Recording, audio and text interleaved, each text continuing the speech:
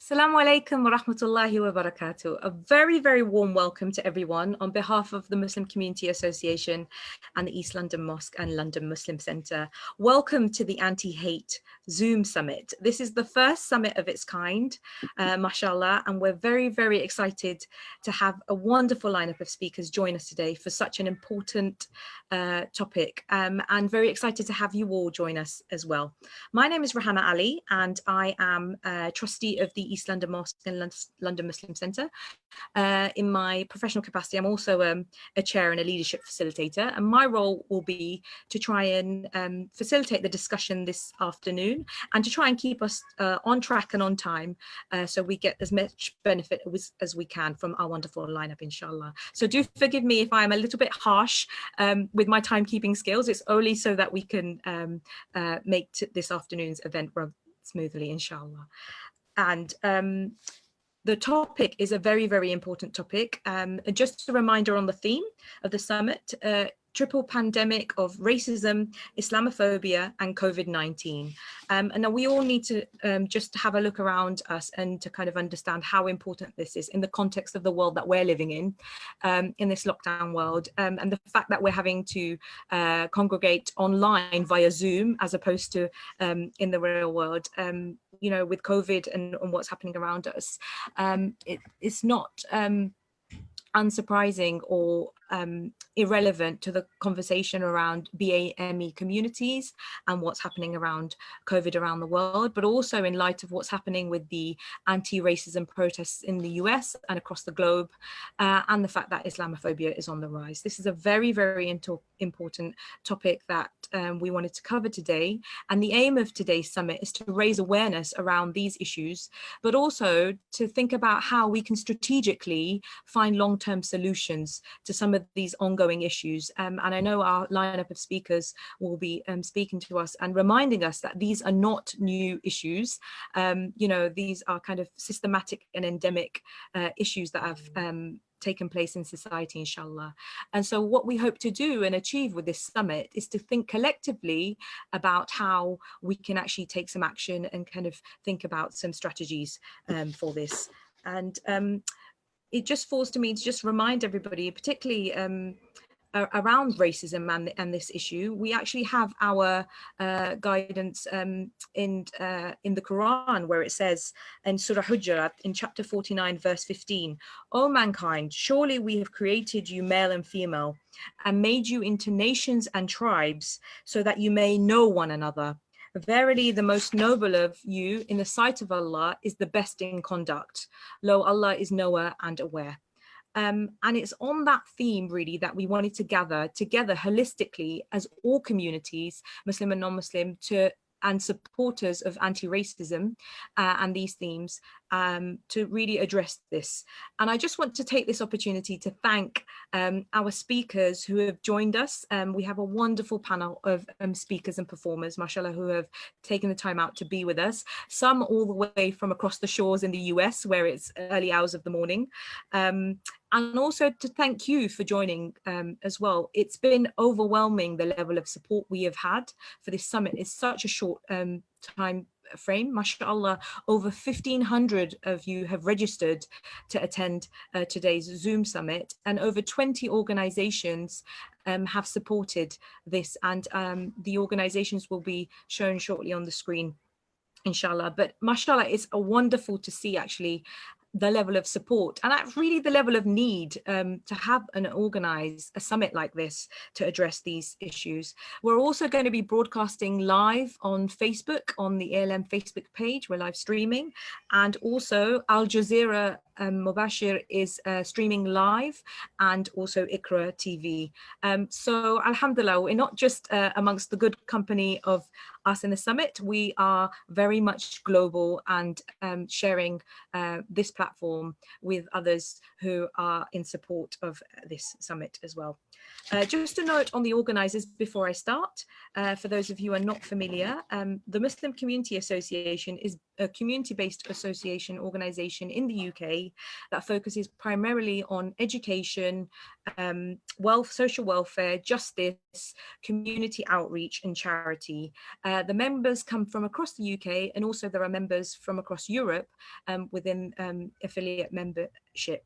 And also the East London Mosque, that doesn't need that much introduction for those of you who are familiar with it, but it's the second oldest mosque in London. It was established in 1910. Mashallah, combined with the mosque and the London Muslim Centre, the congregation makes it amongst the largest mosque in the whole of Western Europe. And one of my favorite facts about it, it's got the best local honey. If you've tried the honey from the top of the roof, mashallah, you can't get better honey than that. So I do encourage you to try that, inshallah. So just a quick housekeeping before we begin, inshallah. And I just wanted to run through the format of the summit. So as I mentioned, the format will be taken in 3 sections, inshallah. And what we will do is we will have our speakers speak, so 3 speakers each speak for between 3 and 5 minutes first, inshallah. And then that allows us for 15 minutes of discussion. And we very much want it to be a discussion. This is not about us having a talking shop. We very much want you to engage and ask questions. And if you can see at the bottom of your screen, inshallah, there is a Q&A function right at the bottom. If you do want to ask your question, we absolutely encourage you to ask your questions in the Q&A tab and not in the chat function, just so we can filter out the questions and kind of make sure that it's not lost amongst other discussions. But also, if you'd like to ask a direct question, we are able to sort of unmute you and allow you to do that. If you just want to use the raise your hands function, so if you type in participant lists on the right and just hover over your name, there should be an option for you to raise your hand. And if you want to ask a question directly, if you raise your hand, the team and myself will try our best to come to you and give you good warning that we're coming to you, so that you're able to ask your question, inshallah, in that way. I do ask you, in the interest of time, to keep your questions brief and succinct, inshallah, just so we can get through as many as possible and have a really rich discussion, inshallah. Just before we begin, though, I've just had some apologies today from some of our panelists who couldn't be with us, unfortunately, at the last minute. So apologies from Catherine West MP, who couldn't be with us because there was some very important parliamentary business that they had to attend to today. And also Dr. Kate Siam, who had a last minute emergency that they needed to. But mashallah, we've got some more amazing speakers joining us, and I'll be introducing them later on this afternoon. But without further ado, inshallah, I'd like to call on our first speaker, Brother Musleh Faradi, who's the president of the Muslim Community Association, inshallah, who is a former secondary head teacher, a writer, a lecturer, and a community organizer, amongst many more. And I know you're amongst friends and many attendees here, inshallah, to give us the welcoming remarks. So over to you.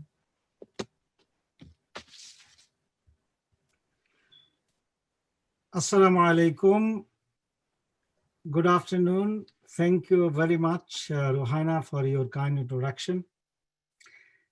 As the president of Muslim Community Association, may I welcome you all to this special Zoom summit brought to you jointly with the London Muslim Centre.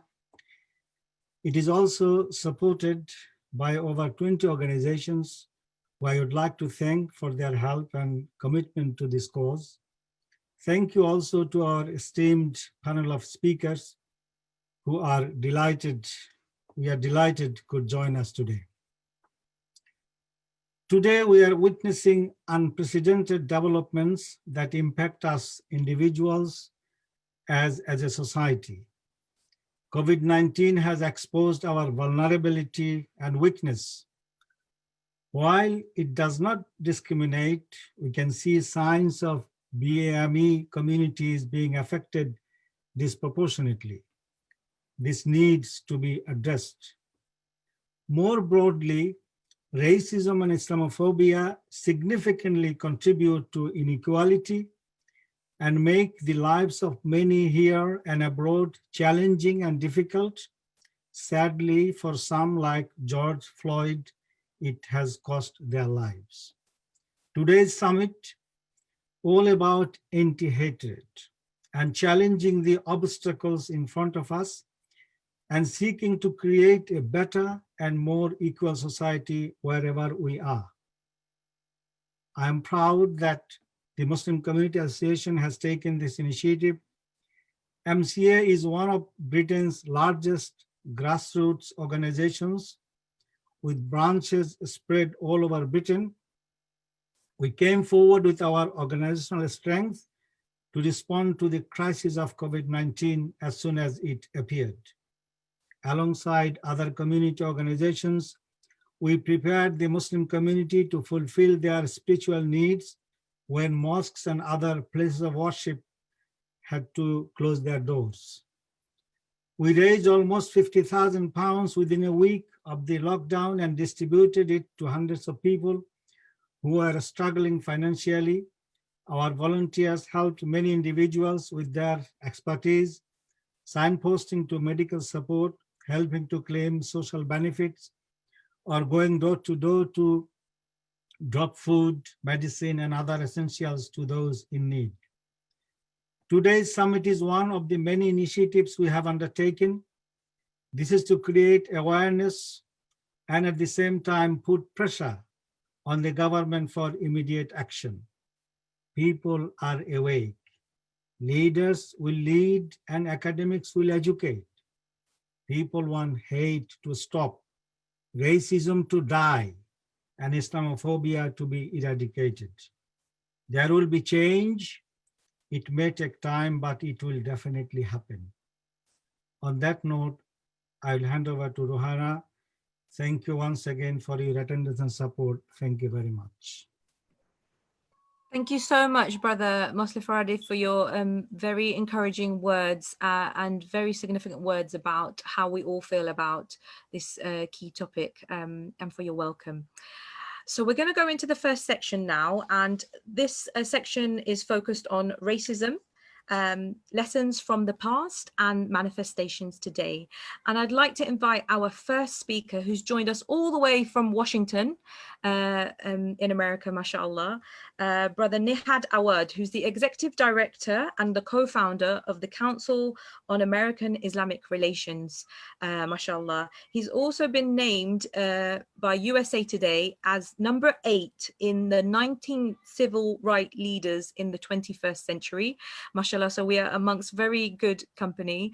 And one of my personal favorites of CARE, if you have read the media guide on CARE, it's something that I studied very closely for a project I was working on, and an invaluable piece of literature around Islamophobia and kind of reporting of Muslims and Islam.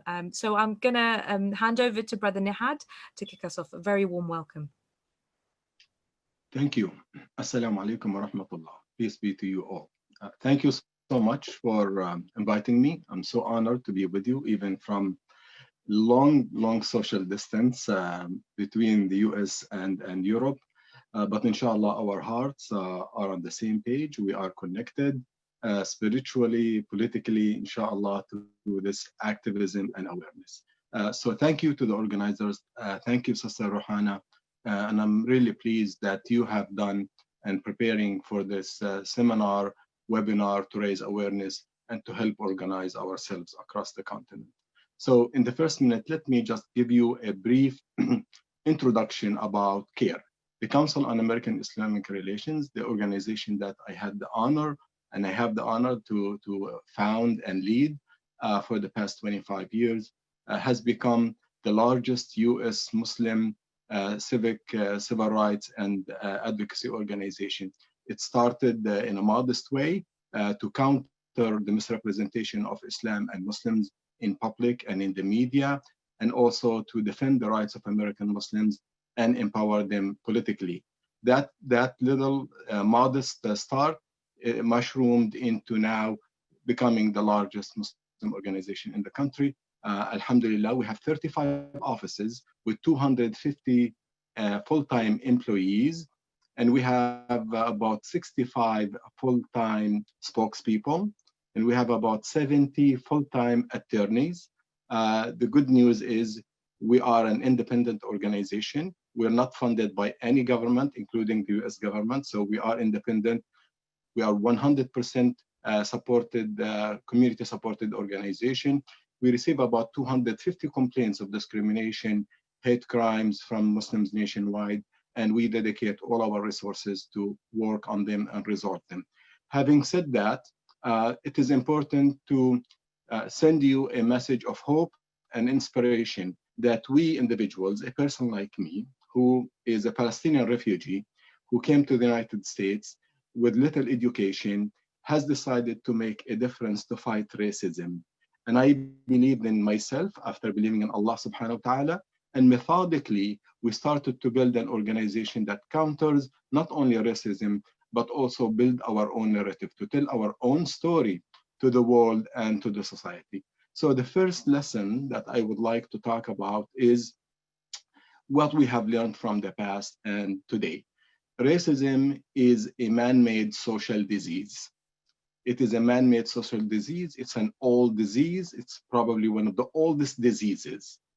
And it is structured, especially among majority European or Western countries. The United States, for example, and many European countries were founded on the work of the enslaved people, and sometimes on the genocide of the indigenous people. And that racism continues with us today. Fast forward, today, for example, Black Americans in the United States are growing within the middle class, but racism, racial violence continues to be institutionalized in the United States. So racism is something that we saw today vividly throughout the cry of George Floyd when he said, "I cannot breathe." What's special about that moment? It was the tipping of the iceberg. It was the straw that broke the camel's back. African Americans have been crying, "I cannot breathe," for centuries. There are so many people who have been crying, "I cannot breathe," for a long time. But what's different about this moment is the way, the brutal manner in which he was killed. And today, the social media is open. It has freed people from the mainstream media. And that's why the response is global. Today, African Americans in the United States are not alone. That's an important lesson. Palestinians painted the picture of George Floyd on the wall of separation in the West Bank. Palestinians in Gaza held banners in defense of George Floyd and the Black community.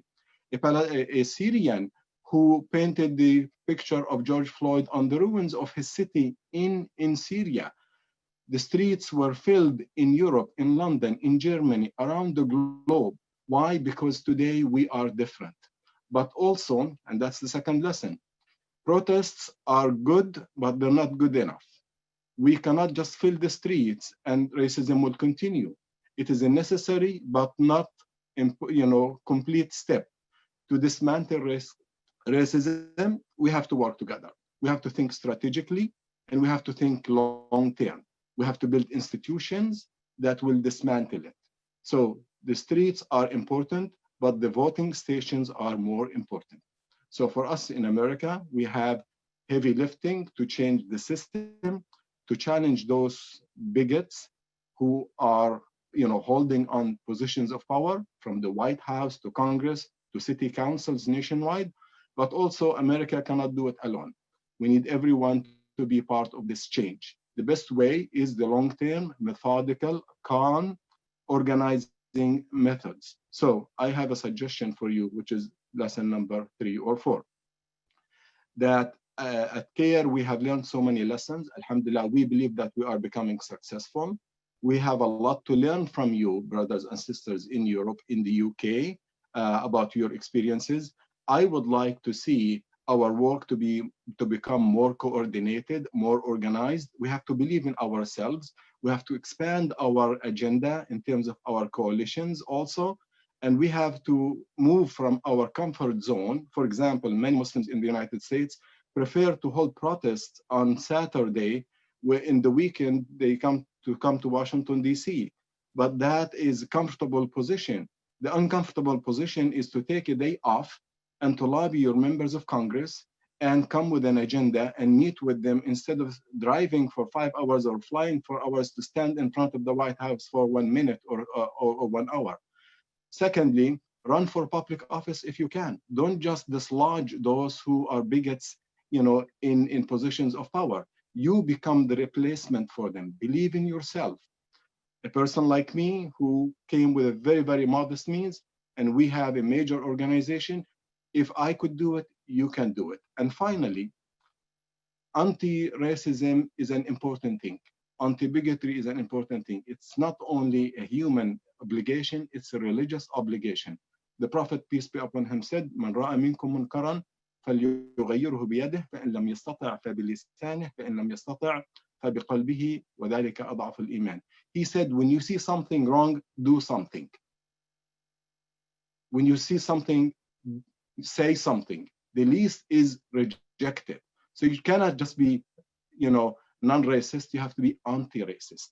So it is part of our faith to dismantle any manifestation of racism, not only out in public, but within our families, within our communities, within our mosques, within our organizations. We cannot just bring African Americans and people of color just as tokens. They have to be leaders in our organizations, in our communities, within our families.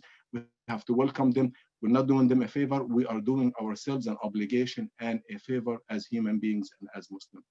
Thank you, and I look forward to hearing your other point of views and also hearing your questions. Thank you. Jazakallah khair. Thank you so much, Brother Nihad, for starting off the discussion and stimulating us to think about moving outside of our own comfort zones into perhaps more courageous zones. And thank you for all of the lessons you shared. I'm now going to invite our next speaker, Lee Jasper, who was the first Black Deputy Mayor of London and Senior Policy Director for Equality and Policing between 2000 and 2008. And I remember actually seeing Lee speak back in my university days in 2004, and you came and spoke really passionately about equality and diversity back then. You've been doing it for many, many years without getting tired, passionately speaking about the issues that are really, really important. So a very, very warm welcome to you, Lee, and I'll hand it over to you now. Thank you, and can I thank the organisers for organising this incredibly important meeting at a time when the world is and humanity is facing not only the existential crisis of a biological threat, but the political crisis in relation to the spread of racism and discrimination and Islamophobia across the world. It's an incredibly important time, and our communities are under great stress, not only with the worry of being more susceptible to contracting the COVID virus, but also here in the United Kingdom, because of the exit of the country of the European Union, we've seen a huge increase in the rate of Islamophobic attack, racist attack. Black communities, people here in the United Kingdom will have seen the videos, much like we've seen those in the United States, with young Black people suffering violent arrest, disproportionately violent arrests, and the tensions that inevitably comes along with it. And the COVID virus has exposed the reality of structural racism, one of which have seen racial inequalities grow over the last 20 years. If you are an African or Caribbean or Pakistani or Bangladeshi baby, you're 1 to 4 times more likely to die in your first 12 months of life than people from other ethnic groups. And so we see that structural disadvantage starts from the very day of birth for some communities. And the structural inequality that has been revealed by the COVID virus points to the need for a coordinated and unified response to end the historical relic of colonialism and racism that so structurally impacts and disadvantage our communities here in the United Kingdom. We've seen a huge response in relation to the awful 8 minutes, 46 seconds of the slow and almost unbearable death of George Floyd, and the trauma that has triggered on communities, and the solidarity it's triggered from communities around the world has been deeply impressive. But as our previous speaker said, demonstrations are not enough. They are a necessary but not a sufficient condition to achieve freedom. For that, we need active anti-racism. He's quite right to make that point.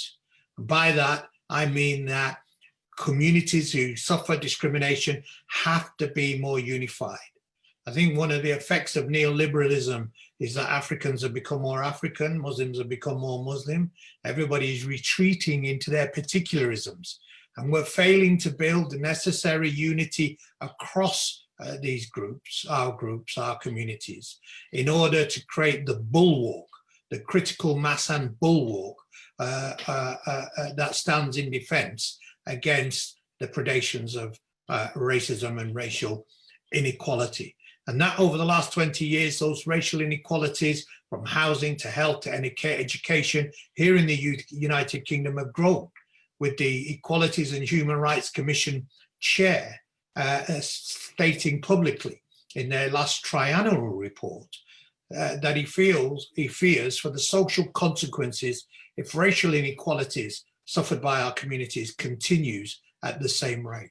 So we have a vested interest in talking to each other, but the mechanisms for doing that here in the UK have broken down, and we need to urgently repair them to bring together a unity across communities that is capable of meeting the challenge, both of that exposed by the COVID virus in relation to the structural inequality that has seen African, Caribbean, Asian doctors, Muslim doctors suffer disproportionate death within the NHS and in key public-facing services like care homes and transport industries, as well as the ethnic pay gap, where we've seen our communities, the gap between comparable jobs and vacancies between our communities widen as we become increasingly economically disadvantaged as a consequence of that structural racism. So coalitions between our communities are absolutely critical. And if there's one thing that we would invite, and I'm a member of Black Socks, it's a social movement made up of African Caribbean professionals here in the United Kingdom.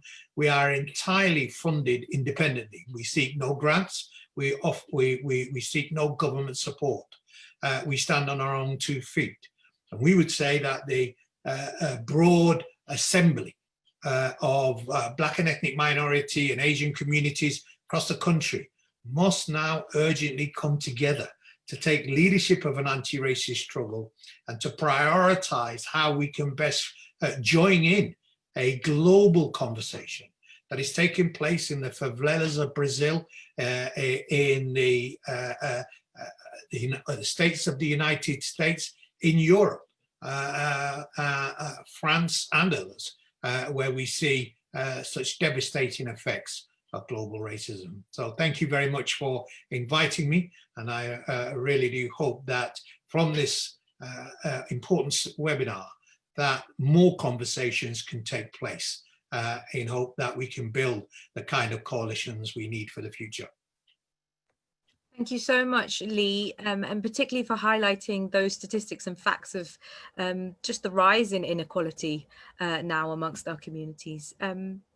That's wonderful. I'm going to now move on to our next speaker and the final speaker for this section before we go into discussion with our 3 panelists, inshallah. So lastly, for this section, we have Dr. Anas Al-Tikriti, who is the CEO and founder of the Cordoba Foundation and a prominent anti-war movement campaigner, and somebody who I've watched over the years just speak very, very passionately about these issues. I know that they're very close to his heart. So you're very welcome, Dr. Anas, and I'll hand over the floor to you. Thank you so much, Rohana, and it's a pleasure being here, and my thanks and gratitude go to the Muslim Community Association as well as the East London Mosque and London Muslim Centre and everyone who has joined in, the speakers from far and wide.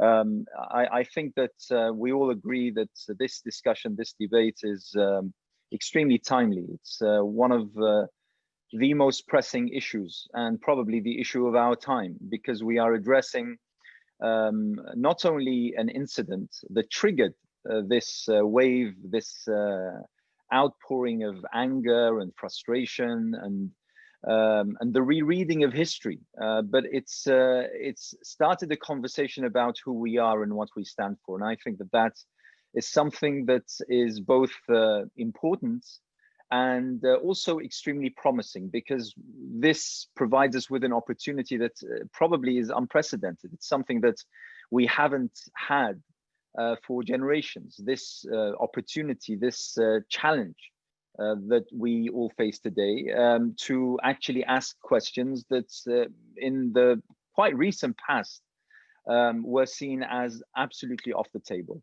And I think that in light of this, we are challenged to do three things. First is to understand and to read the situation properly. The second is to react appropriately, react properly, and react constructively. And then we are asked and challenged to build.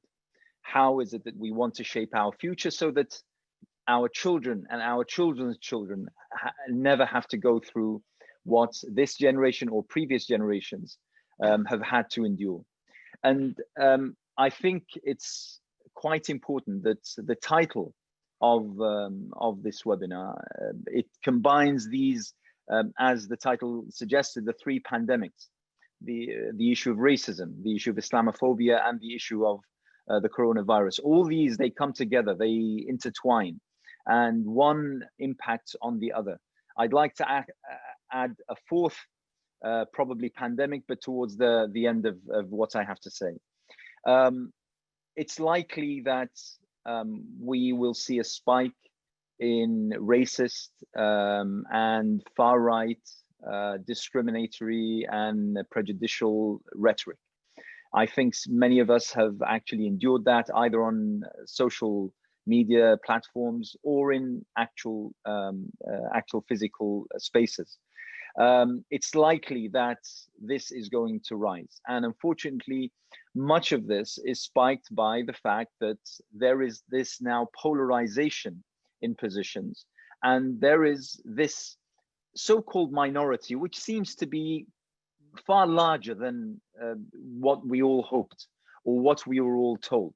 But still, it's a minority, thank God. But this minority is now feeling totally threatened simply because the events that have happened in the United States and the then discussion that has then emerged around the world, and particularly in Europe, has eliminated the credibility or the validity of the arguments that they grasped or clutched on in the past. And therefore, there is now some sort of fight back, and that will culminate and that will result in more vigorous, more heated, probably even more extreme rhetoric, narrative, as well as actions, and probably from people in office and in power, policies, especially that now in the United States, where we have Nihad and coming up Hind, where we have the year of the elections. And therefore, it's quite likely that President Trump will try to appeal to his own base by adopting that kind of extreme position. But in terms of our reaction, it's incredibly important what Nihad said in terms of not just accepting symbolic gestures, such as important nonetheless, symbolic justice, but symbolic nonetheless, such as protesting and ending it there, or bringing down statues, as important as all of that is. It's very, very important that this is part of a process. This issue has been going on now for centuries. We have seen it in our midst, and we continue to see it every single day. Yet most of us, either because we're not affected directly, or because we think that the problem is too complicated to resolve, or maybe some believe that that is how normal, how things are, and we should just accept how things are. Regardless, in order to disentangle this, we need to actually engage in actions that are transformative, not just symbolic. And that is, I think, very, very important. in terms of building for the future, and I think this is very, very important, and touching on the issue of Islamophobia, some of the mosques up and down the country here in the UK, as well as throughout Europe, because they have had to close down because of COVID-19, they have transformed their buildings into food banks, into centers where communities can come together, providing all sorts of assistance. And I know a mosque that provides mental health advice and counseling and the such, you know, all sorts of community work, whereby now those mosques are seen as valuable not only to their local Muslim communities, but to their local communities, generally speaking. That is something that we should encourage. And that is something that I feel will also create some sort of reaction that we must be prepared for. But I'd like to end on this. This is a moment where we've heard the word healing.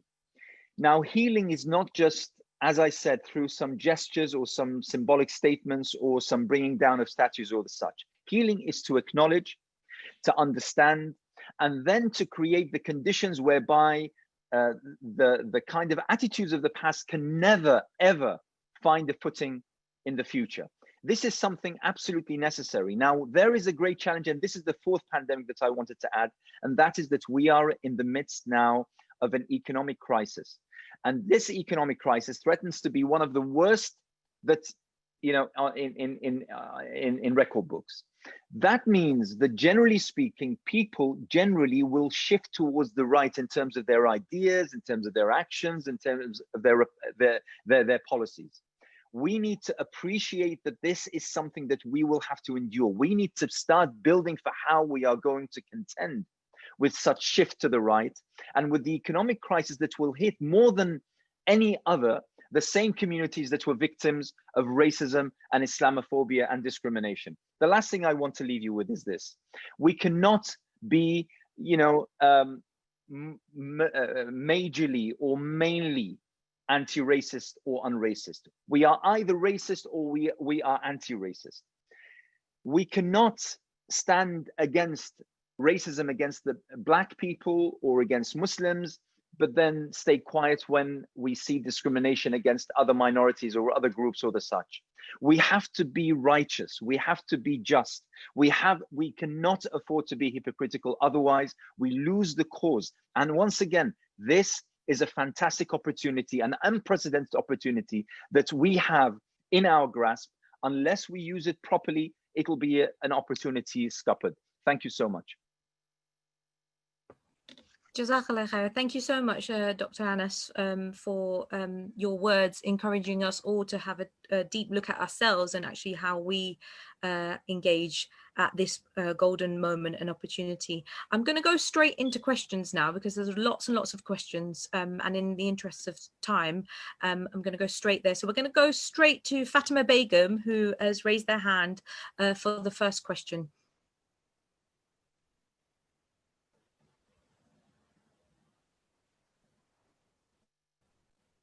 So Fatima, we'll start with you and then we'll go to Hamid Azad. So I know you both raised your hands to ask a question. So Fatima, if you'd like to go ahead, and then we'd go straight to Hamid. And then I can see lots of questions on the Q&A. We can go for some written questions, inshallah. And this is to facilitate discussion between all three panelists. So when you're ready, Fatima, inshallah. Assalamu alaikum wa rahmatullah. Walaikum salam. I think we have Hamid first then, inshallah. Yeah. This is Hamid Azad. I'm the General Secretary of Muslim Community Association. Thank you very much to all panelists. My first question is Brother Nihad Awad. First of all, thank you very much for your proposal for a greater coordination. And this Zoom summit is a humble initiative to create awareness and urge for unity to tackle these social viruses. My question is, what is your specific proposal to ensure effective transatlantic and global coordination on tackling these viruses and upholding the human values? And if you allow me, if I can ask a second question to the panel, I'm actually finding it a bit difficult to accept majority and minority concept. I think this itself is a result of racism. We human beings, we should be one community irrespective of race, religion, and color. And this should be the human values. This should be the trend of human values. So how can we actually restore these fundamental human values globally and in our society? Thank you very much. Thank you very much for your question, Hamid. So the first one is directed at Nihad. How can we ensure better cooperation, collaboration transatlantically between the US and the UK? I think I've seen a similar question on the Q&A by Salma Yaqub, who had, how can we collaborate better between US and UK movements? So hopefully that in your country for that. And the second one is a wider question for members of the panel, inshallah, to answer around this kind of wider concept of minority and majority thinking. So over to you. Thank you, Brother Hamid. So I'll break down your question into two parts. Number one, individual responsibilities. I'm always inspired by the ayah of the Quran, the verse in the Quran that says, God does not change the conditions of people, the exterior conditions, unless they start within themselves. So the first part is individuals. Move from your comfort zone and be more intentional. Determine your future. If you are a student, for example, and young, consider the areas of, if you can switch or if you can focus on journalism, law, political science, humanities, filmmaking. So if you are at that age, please do it, invest. Invest in akhirah and dunya. It's good. It's a good thing. It's very fulfilling. If you are a parent, don't be in the way of your children. Don't ask them just to become an engineer and doctor or a businessman. Let them be who they are. Allow them that freedom, because we are witnessing change in our societies, in our generation. They will succeed. Give them your support. Don't shape their future. Let them shape their future. The second category is institution. Alhamdulillah, I believe that our organization has succeeded in the US. We have a lot to learn from you in the UK and European countries, but we have to pollinate our experiences. I'll be more than happy to learn about your experiences, but we have to develop our institutions. We have to think long term. CARE has a very good experience in organizing and mobilizing on the long term. Sister Rohana, for example, mentioned her reading one of our publications, a guide on how to conduct media interviews, how to interact with the media. We have other guides on how to protect your rights and also how to organize politically and socially. So these are training materials. Training people is very important, but you have to have an institution and build in them. I'll be more than happy to see a like organization, like CARE, in Europe, in London. We will learn from you, you can learn from us. So this way we can coordinate in a more efficient way when we have similar organizations who have some strategies, similar strategies, similar long-term.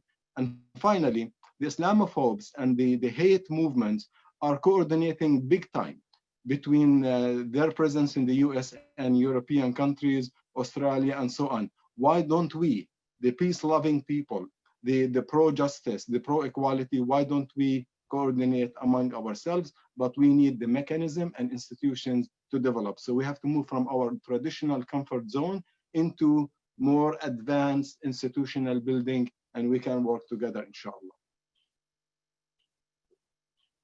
Thank you for answering that, Brother Nihad. Can I ask the other panelists to come in on that wider question that Brother Hamid asked? Would anyone like to come in? Yes, certainly on the wider question. Go ahead, Lee. If you could put your camera on, that would be wonderful. Okay, on the wider question, look, on the majority versus minority, the brother's right about the common humanity of all of us on the planet. Unfortunately, the social reality of racism means that despite the aspiration for a unified humankind, that prejudice and discrimination is rife throughout the world. And we can't ignore that. We need to work on it. I'm taken by the comments that when you're starting to attend to anti-racism, you have to start with us, yourselves. And the reality is that so few of us will take action with any regard to any other community unless it affects our communities. Here in the United Kingdom, we're no different. So those are issues that affect the Afro-Caribbean community are mobilized largely by them. Those that are affected by the Asian community and Muslim communities are organized largely by them. And we've got to move beyond this ethnocentric self-interest, because what happens to the least of us will happen to the majority of us. The state in the United Kingdom practices its human rights abuses on unpopular minorities precisely because it knows they'll be isolated and they can perfect their systemic abuses before spreading them to the wider community. And there are plenty of examples of that. Stop and search.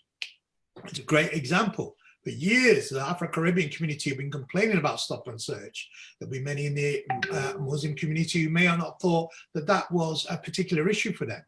But since the last 20 years or so, we've seen that the Muslim community have been equally victim to disproportionate levels of stop and search. And therefore, the abuse moved out from the African Caribbean community to the Muslim community. The same can be said on the issue of immigration. Immigration controls were placed most harshly on members of the Asian communities, particularly Pakistanis and Bangladeshis in the 70s and 80s. Afro-Caribbeans didn't think that that was a particular issue for them. But later on, they were then subject to the same sorts of abuse leading up to the Windrush scandal. So the point that I seek to make is that when you see the abuses happening to the, in quotes, the least of us, that there is no comfort in that for you. There is no protection in that for you, because that will be a state practicing its abuse to deliver that to all of us. So yeah, those would be my response. In relation to minority and majority, I would simply say this: as somebody of African descent, we are the majority peoples in the world. So if we want to talk about minorities and majorities, Africans, Caribbean, the Muslim community, of all, we are the majority people of the world. And it's exercising that majority consensus, building those alliances, which I say again, are very fragmented. We cannot take for granted the extent to which we need to repair the solidarity between communities. Can I come in, Ruhana? Yes, go ahead, Anas. Very briefly, because we'd like to. If there's been anything proven by our collective experience over the past 3 to 4 months regarding countering COVID-19, is that unless the world acts together in sync, in harmony, with synchronized policies and regulations, then it simply won't work. A country that locks down, yet its borders are infiltrated by other countries that don't observe a lockdown, it's just basically futile. In the same way that we need to counter this. This is something that unfortunately crosses borders. This kind of attitude, this kind of culture, this kind of rhetoric. And it's absolutely imperative that whilst we here in the UK, in the United States, our brothers and sisters across Europe or the such, they start to address their own history and their own legacy and their own heritage. It's important that we all agree on maxims and criteria. Like I said, that there is absolutely no human being that is either beneath nor above anyone else. That is something that we must come to agree upon. The other thing is that there are challenges that create that kind of perception that some are beneath or some are above others. And those are questions regarding economy, regarding class and social injustice, regarding wars and conflicts. I mean, how much does a war or conflict fought by one of the major superpowers against a country in the third world, let's say, how much does that perpetuate years, decades probably, of prejudice, of racism, of discrimination or the such, that you'll need to eradicate over generations and spend so much time and effort and resources in order to rectify. So it's something that we need to think on a collective global level. Thank you so much, Brother Anas, for coming in on that last. You've actually answered, I think, some of Monjur's question on the written chat about how we can educate and organise for this cause with sharing some of your tips. Unfortunately, we're out of time for this first part of the section. We will be an opportunity to ask questions for those of you who hadn't had the opportunity in this part in the next section, inshallah. But just in the interest of time, I'd like to thank our first three panelists for sharing your insights with us. And I would like to now move on to something a bit different for this part of the section. I'd like to invite Rakin Fatuga to share some poetry with us. And Rakin is a founder of the group Mecca to Medina. He's a performer. I will talk about some of Rakin's other accolades because he's also going to be speaking in the next section. But just for now, I'd like to invite him to share some poetry with us, inshallah.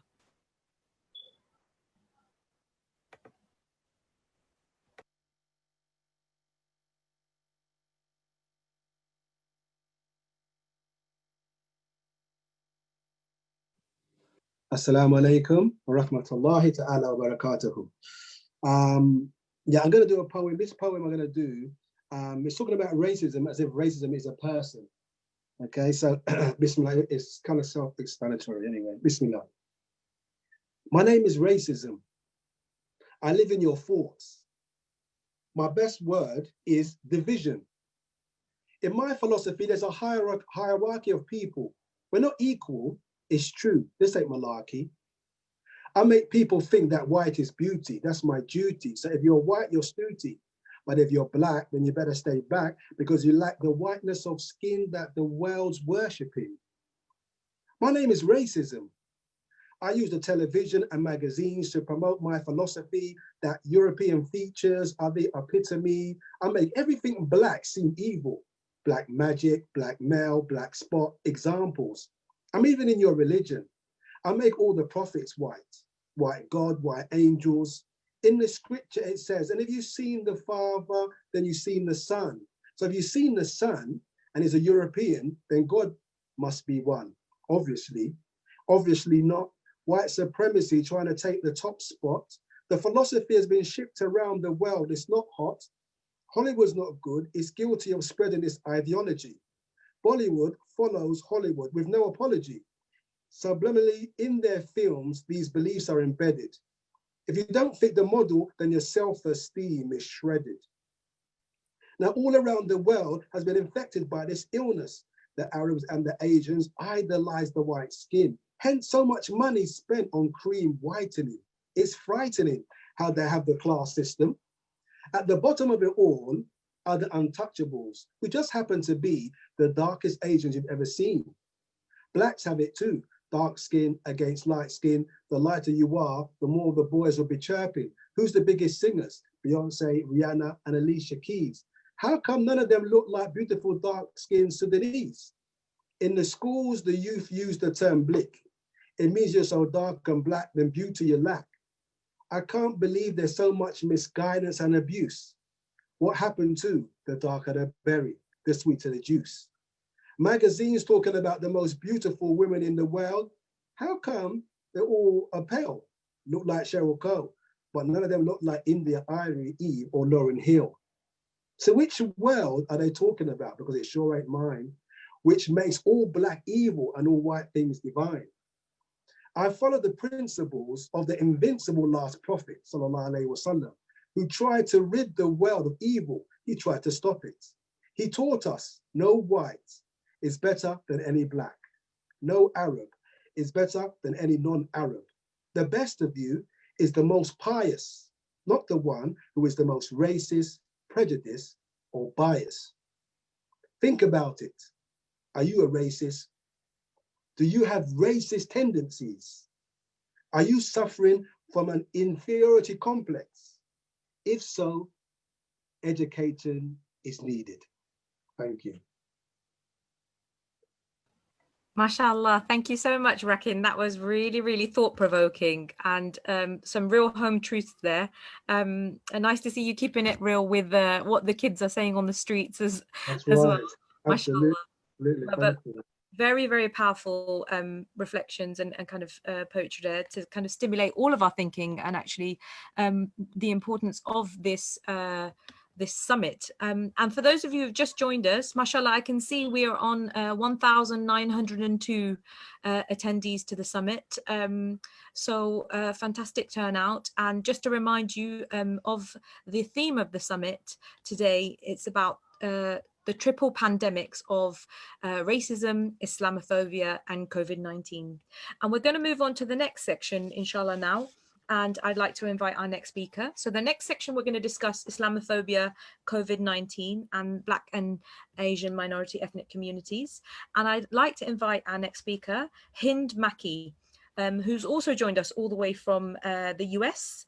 And she's an interfaith and anti-racism educator, an instructor at the Institute for Social Policy and Understanding, and a founder of an organization called Side Entrance. And she's been recognized as CNN's 25 influential American Muslims in 2018. We are delighted to have you join us, Hind. Assalamu alaikum and welcome. And I'm going to hand over to you. Wa alaikum assalam, Rahana. Thank you so much for that very kind introduction. It's my pleasure actually to be joining all of you from across the Atlantic. It's still morning here, so good morning and good afternoon to everyone. Thank you very much to the Cordoba Foundation, to the London Muslim Center, the Muslim Community Association, and all of the organizations and organizers who put this really critical transatlantic conversation together. It's really, I'm learning a lot and I'm taking notes as the previous panelists spoke, and I'm very excited to be engaging in a conversation, a dialogue with the other panelists in this section, as well as the audience.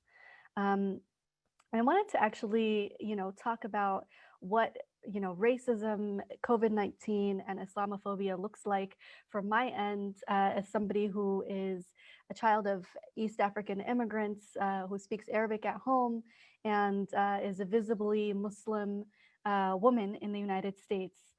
As I drove to my workstation here today at a local mosque, I was greeted with a sign that says Black Lives Matter. And that was really, it was really moving to me, again, as a Black Muslim woman, but it's also extra meaningful because this mosque that I'm working from today is in a white neighborhood. It serves a primarily Arab and South Asian community. And it actually has a lot of Syrian refugees who work here and who worship here after they moved here when the war began. So it's really important that this mosque that does have quite, a small number of Black and African American congregants, but for them to boldly proclaim that Black Lives Matter. And the reason why it's important, I think, for particularly US Muslims to not just proclaim that, but to work on that, is because as the anthropologist Dr. Donna Austin writes about and teaches, that in the United States, of course, everyone knows the first Muslims who were brought here were brought as African Muslims who were brought as chattel, right, to be enslaved here in the United States. And their spiritual practices, as Dr. Austin writes, have become tied to a racial order in the United States that has never been entangled from their faith, from their practice of Islam.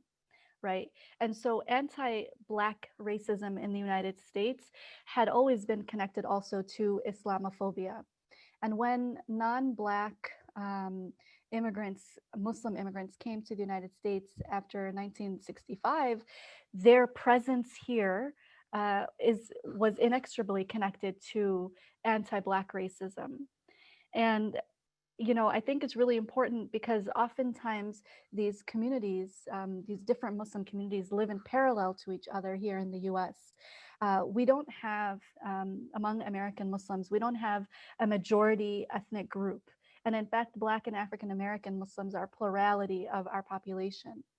And here we see with the as COVID-19 began to really flourish, if you will, in the US a few months ago, African Americans, including African American Muslims, began ringing the alarm bells, right? Saying that this pandemic is really going to disproportionately affect African American, Latino, and Native American communities in the United States. And their predictions were correct. You know, there's a saying that when white America sneezes, Black America gets the flu, literally COVID-19. And the reason that is the case is because in the United States, you know, there are racialized inequalities around healthcare access, around housing, around incarceration. We know that the US has the largest incarceration rates around the world. And these often disproportionately affect African American and Latinos, including African American Latino Muslims. While our African American brothers and sisters were ringing the alarm and creating organizations such as the National Black Muslim COVID Coalition, you had a lot of non-Black Muslims also focusing on the disease, but thinking about and working around the healthcare professionals, doctors, nurses, other healthcare professionals, donating food during the month of Ramadan for them, really thinking about personal protective gear, you know, looking about that, looking at how mosques can serve Muslim communities during the month of Ramadan when the mosques are closed. Really thinking about the disease, this pandemic, the COVID-19 pandemic, as something that is affecting the way we live our lives, not really affecting whether we live our lives. And in the last, let's say, month after the George Floyd murder and the rise, the resurrection, if you will, of the Black Lives Matter movements and the huge numbers on the streets of people finally again protesting police brutality against African Americans, you know, that's when you saw the conversation begin to shift. And begin to shift in really important ways. And I'm just going to number them off and look forward to having a deeper conversation around that. And the first is that, you know, you had a lot of, in major cities in the United States, a lot of cornerstone stores are owned by Arab and South Asian immigrants, but they are in African American neighborhoods. And many of these stores were looted during the protests and the riots at night.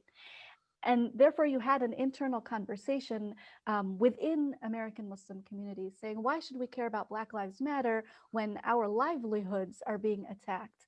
And my question to them has always been, well, okay, you've had this store, you know, for 30 years, 40 years in an African American neighborhood. Who are you hiring? Are you hiring your cousin who came 2 years ago from Jordan, or are you hiring the young men and women who grew up attending or coming to your store? How are you reinvesting in the community that you are living off of, right? And then you had some really honest conversations in mosques around what do our mosques look like? Who comes here? Who feels welcome? Does the board of directors and the decision-making body reflect the community that comes? How can we better serve our neighbors, right? As I believe it was Dr. Anas mentioned earlier, converting mosques into places of respite, of offering food and medicine and all kinds of support to people who need it. As we know, we're in an economic crisis as well. And then also thinking, yes. So I'm so sorry to interrupt. Can I because I think unfortunately, we're gonna miss all of these wonderful tips that you have, but we're quite short and pressed for time. So perhaps what I could ask you is, if you didn't mind, if you could post them in the chat function for us to kind of to have a look at, and then we can pick some off for the discussion, just so we can move the conversation along. Sure. But some wonderful experiences of sharing of what's happening over in the US and giving us an impression of what's happening there. So thank you so much for your time. Unfortunately, in the interest of time, could I just ask all of our speakers, just a reminder, if we could keep the speeches to 3 to 4 minutes, just so we can get into the discussion. I feel very mean because I'm having to cut off some really interesting insights, but inshallah, there will be an opportunity in the discussion to pick up some of those. I'd like to invite our next guest and our next speaker to speak. Our next guest is Nadia Ishmael, who's a long-standing anti-racist activist and a former national organizer with Students Stand Up to Racism. So mashallah, very active Sister Nadia. I'd like to hand over to you, inshallah. Thank you very much, Rohana. And I'd like to say assalamu alaikum to everyone who's joined this meeting. And I'd like to thank the organisers for inviting me and Stand Up to Racism to be a part of this very important discussion. I mean, I suppose what I really want to talk about in the brief amount of time that I have is really how much, you know, the world has absolutely been set ablaze since the murder of George Floyd more than a month ago. You know, we've seen a huge uprising against racism and injustice, you know, explode in the United States and very quickly spread across the world. And we've seen that hit Britain in quite a big way as well. So, you know, there's been mass socially distanced protests happening all over the country, not just in big cities, but in smaller towns, a lot of which I haven't even heard of, like Haverfordwest and so on. But at the heart of this movement, what we've seen is, you know, young Black people taking to the heart of city centres and so on, taking to the streets and marching, whether that's from London to Bristol to Edinburgh. And I think that, you know, the demographic and the makeup of these demonstrations is incredibly important because, you know, these are precisely the people who are often talked about, but never really talked to. And I think, you know, if you're a young Black person, you're tired of being treated as though you're the problem, whether that's by the police or in the media. You're tired of constantly being made to feel like you have to be apologetic, but at the same time always ignored. You know, when you raise issues, when you raise problems and so on. That's why I think the toppling of the statue of Edward Colston a few weeks ago in Bristol was incredibly important, to be honest, because, you know, for all the criticisms of the right and the attacks, you know, that, you know, democratic sort of means should have been taken and so on. Actually, for years, you know, local residents and campaigners had been, you know, petitioning, campaigning for the statue to be removed, and were completely dismissed and ignored. And, you know, so in the midst of such an energetic movement, you know, people have had enough and decided to take things into their own hands. And so I think we should see things in this context. And I think, you know, the beauty of the sort of Black Lives Matter movement that's exploded at the moment is that it's so diverse, you know, and this is really different to, you know, the Black Lives Matter movements that we've seen in the past. I was involved in the Black Lives Matter protests in the UK back in 2016, you know, a lot more diverse, and people come in groups of their own friends and you know, their groups reflect their personal lives, you know, groups that are Black, white, brown, you know, and more than that, you know, integrated actually. And so we can see young people taking a lead really in practice when it comes to unity between people of different backgrounds and so on. But more than that, I think we cannot underestimate the size and scale of this movement. And these marches, really, you know, they're big, they're angry, but, you know, they absolutely remain peaceful. And this is why I think actually they've remained relatively safe from the police, from mass arrests and so on. Actually, these demonstrations are incredibly big, and people are incredibly united and so on. Now, I think, you know, when we're thinking about the anger that's behind the Black Lives Matter movement, you know, it stretches wider than the streets. You know, it's impacting different workplaces, different sectors, different, you know, it's even shifting the discussion around the mainstream as well. So just to name some examples, and Rahana, I promise I'm sort of winding up, you know, it's been brilliant to see you know, on both a local and a national level, teachers having mass meetings, calling for things like a decolonized curriculum, better anti-racist training for their staff in order to improve the experience of BAME students, which includes the call to scrap prevent. My friend's a health worker, and actually she's been campaigning around the and decolonized curriculum within health. Actually, she's found out recently that the British Medical Association has now written to all medical schools to review their conduct and curriculum. Or you think the reviewing of the evidence around the case of Belly Majinga, the train ticket collector who was spat at and died a week later of COVID-19, and whose case had been prematurely closed. You know, now the Crown Prosecution Service is having to review the evidence, and actually we want it to go further and the case to be opened completely. Now, I suppose to wrap up, what I'm really trying to sort of illustrate is that I think we're, of course, racism isn't new, but now really feels like a turning point in the struggle against racism, and I think we should seize on that. And we're really living through historic times, and the serious gains and shifts that have been made already, I think shows the potential for deep and fundamental change, like so many people have spoken about already. And so with that, I'll end on what I think, you know, people can do moving forward from here, really, in challenging all aspects of racism, you know, from the violence from the state, police brutality, institutional racism in our workplaces, in health, and so on. First of all, I think, you know, the protests are a positive thing and something to celebrate, and we should do what we can to support them. If we're people who are shielding, can we sponsor PPE so that people can keep safe? But I think people are absolutely right. Protests aren't enough. And I think in order to build this movement and the resistance to racism, what we do to drive this into our workplaces, into our communities, into our networks is absolutely important. But the final thing really, the final thing is building unity, I think, across communities and across the world, really. And forums like this are absolutely important.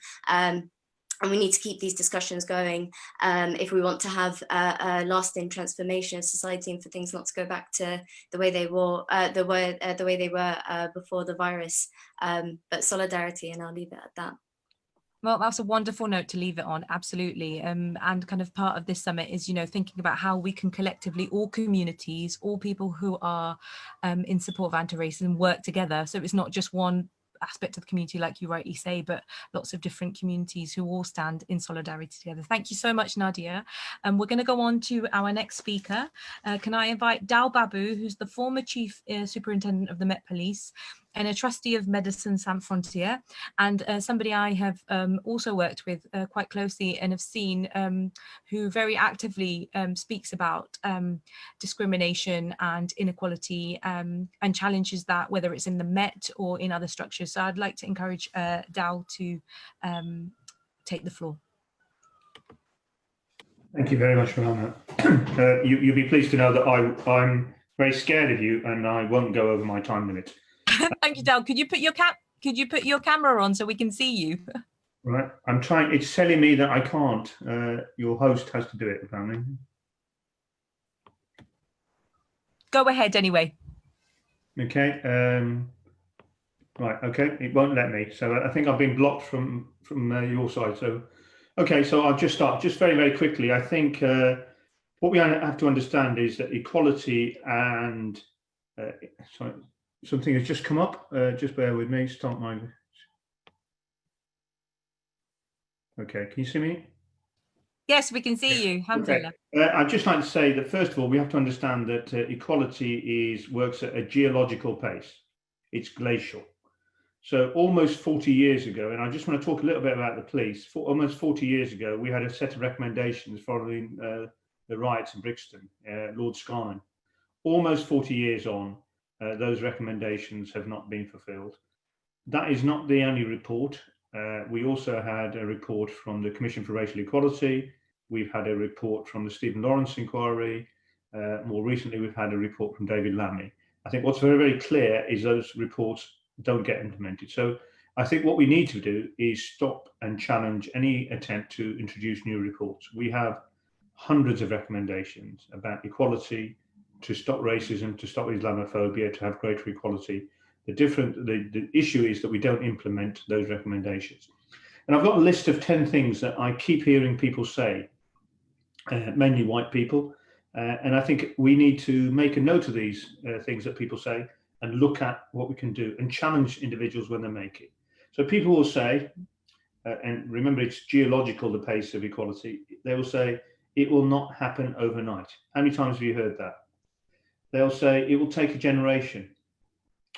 They will say, we do not want to lower standards to get people into roles and jobs. How patronizing is that? But people still say that.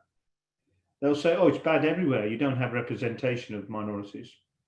They say, minorities don't apply for our jobs. How untrue is that? We have tried everything. I've heard people say this as well. Some of my best friends are black. I'm colorblind. And remember, it's not just about race. Look how well we're doing on gender. And finally, the problem is you keep going on about lack of black representation in jobs. It hurts my feelings.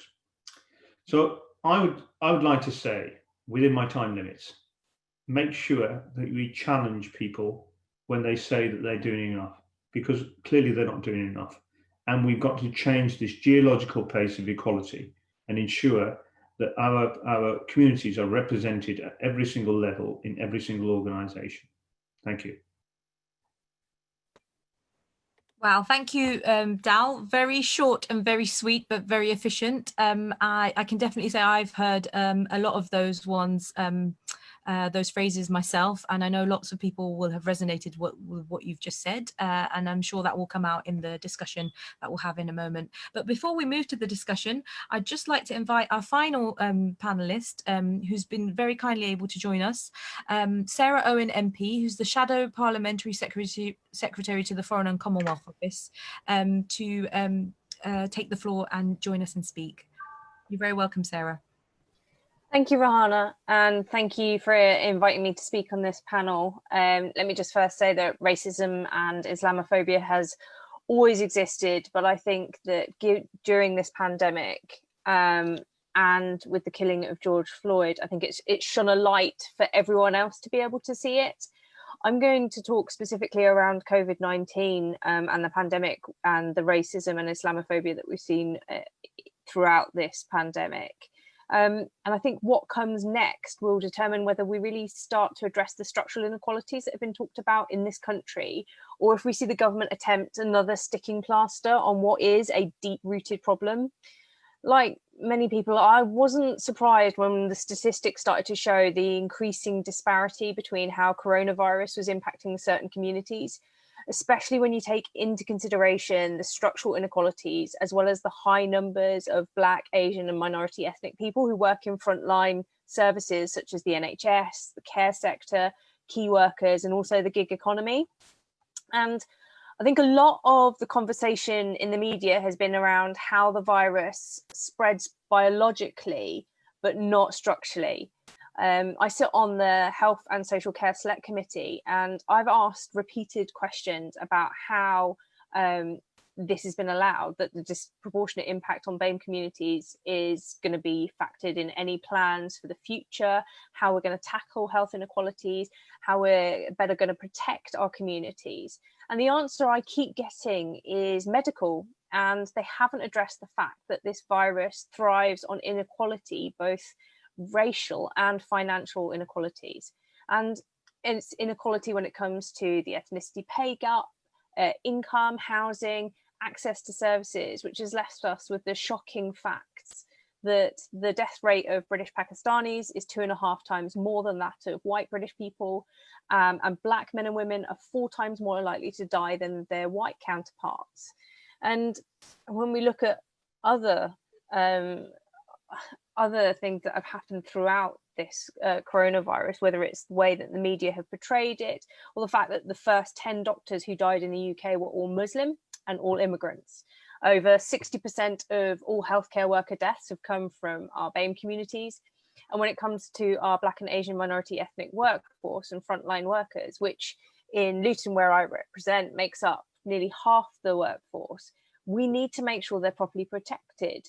And that is not just protected in society, but protected when they go into work. And one of the big issues has been about sourcing protective equipment, PPE, for healthcare workers.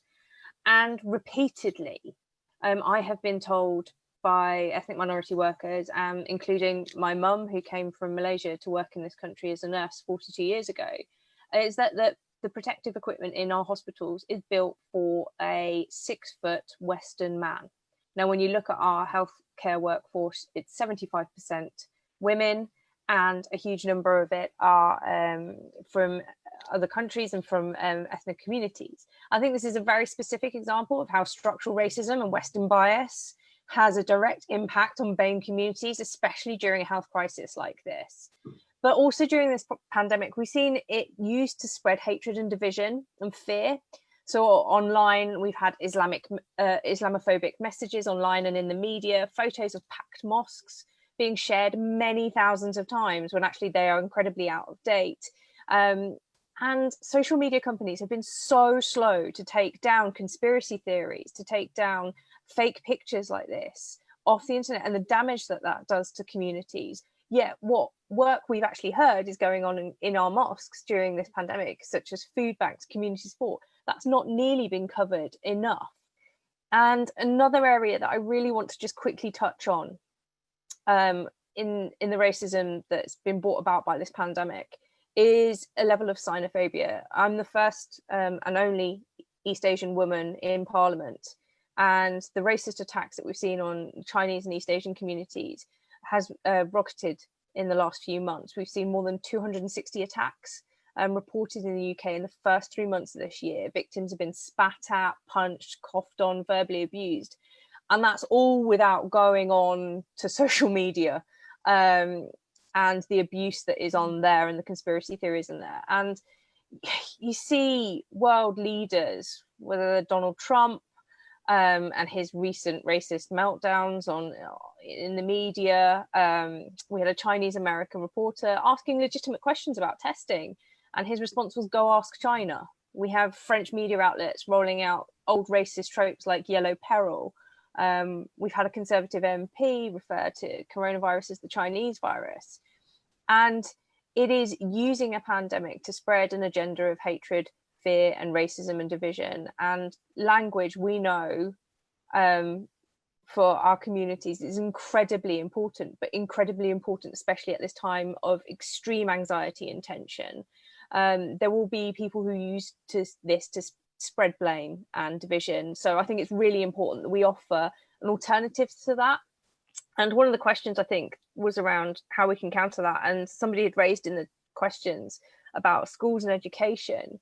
One of my fantastic group of schools in Luton are already seeking ways to teach anti-racism and bring about the Black Lives Matter movement into their curriculum. But it's a struggle because the national curriculum here is predominantly white and it is predominantly male. So it's about how we have innovative ways to work within the national curriculum, but how we also put pressure on policymakers to change and widen the national curriculum that's being taught in our schools as well. Thank you so much, Sarah, for giving us your perspective, but also thank you so much for being an MP for Luton, which is my hometown. I know how diverse the community there is, and actually what you highlighted is in terms of kind of COVID-19 and the impact it's having on particular communities and how those are reported, along with the other panelists, just highlighting the situation today in the context and why it's even more important that we have this summit now. I'm going to go straight to questions just in the interest of time, and how I will do it is I'm going to take 3 questions from the raised hands in one go. Could I ask if you could keep your question as brief as possible, just so we have the opportunity to get through all 3, and then I'll direct those to the panelists, inshallah, and then we can look for written questions. So could I start with Anisa Huck, and then I will come to Shahinur Halder, and then finally Saiful Khan. So Anisa, if we come to you first, inshallah.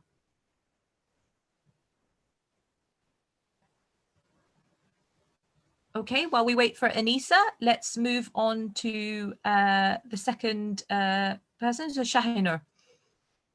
If you could unmute yourself and ask your question.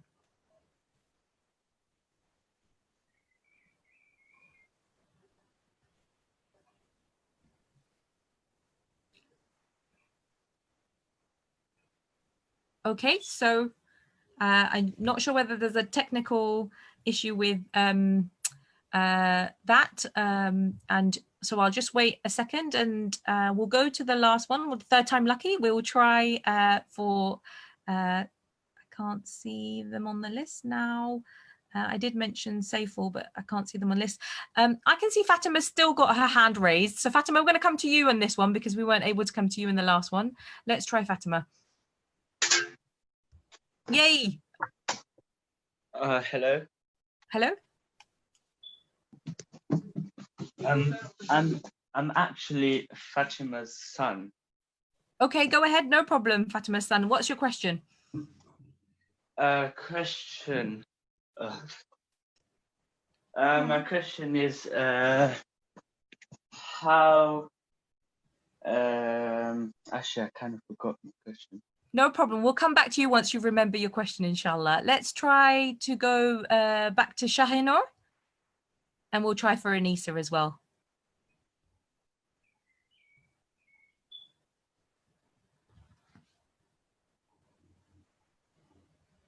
Okay, so I can see Anisa's lowered their hands.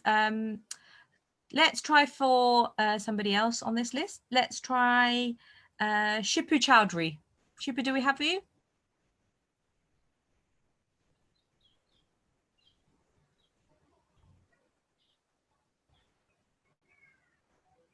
Okay, so I'm in the interests of kind of time and moving ahead, let me just go to some written questions, just so we don't lose any time with our panelists. Let me just scroll through to see if we've got any questions for this section. I know there was lots of questions I was whizzing through.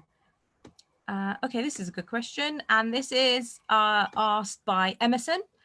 How best can we combat the spread of fake news and conspiracy theories within our own communities and amongst our own people?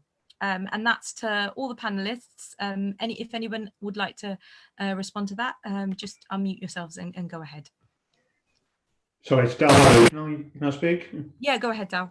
Yeah, thank you very much. I think we have to take a very, very honest look at ourselves and be entirely honest and acknowledge that there is, within our communities, there are people who will spread fake news, just as there is with bigots out there. And it's really, really important that we are challenging to ourselves and actually call out those fake news stories. And I think during COVID, it's been particularly difficult. Certainly in the Asian community, there's been lots of talk about drinking hot water, drinking lemon,